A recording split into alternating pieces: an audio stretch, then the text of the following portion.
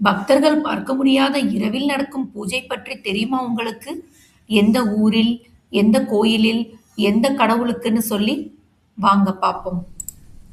கும்பகோணம் தஞ்சாவூர் நெடுஞ்சாலையில் சுந்தர பெருமாள் கோயில் என்னும் ஊருக்கு அருகே அமைந்துள்ள திருநல்லூரில் உள்ளது பஞ்சவர்ணேஸ்வரர் கோயில்.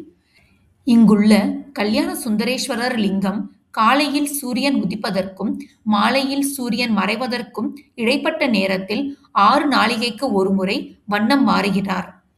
இறைவன் 5 முறை நிறம் மாறுகின்றார்.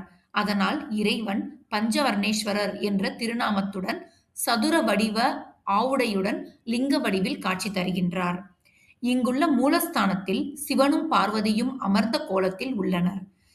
சிவனுக்கு வலது பக்கத்தில் பிரம்மனும் இடது பக்கத்தில் விஷ்ணுவும் நின்ற கோலத்தில் உள்ளனர்.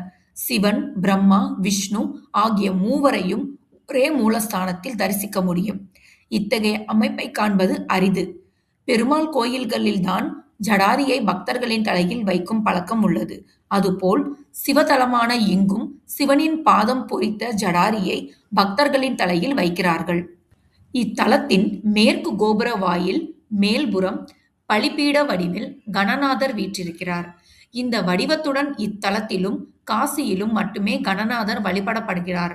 கணநாதரை இவ்வூரின் காவல் தெய்வம் என்கிறார்கள். இவருக்கு மார்கழி மாதத்தில் ஒரு குறிப்பிட்ட நட்சத்திரமும் திதியும் சேரும் நாளில் இரவில் பூஜை நடத்தப்படுகிறது. இந்த பூஜை எப்போது நடக்கும் என்று உறுதியாக கூற முடியாது.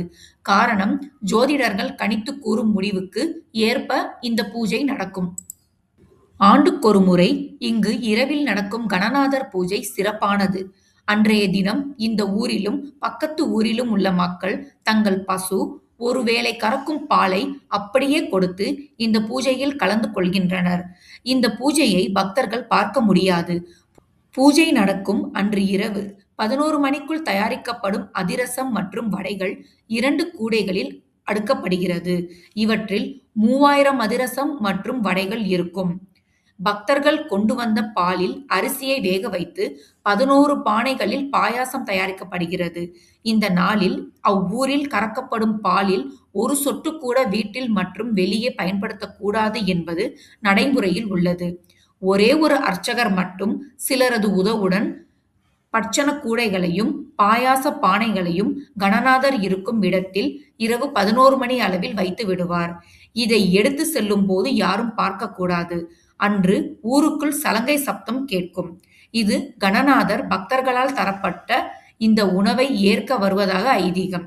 மறுநாள் காலையில் இந்த பலகாரங்கள் பிரசாதமாக பக்தர்களுக்கு வழங்கப்படுகிறது.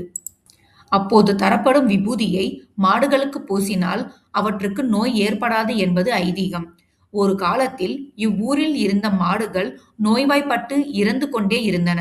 அதை தடுப்பதற்காகவே இந்த பூஜை ஆரம்பிக்கப்பட்டு தொடர்ந்து நடைபெற்று வருகிறது.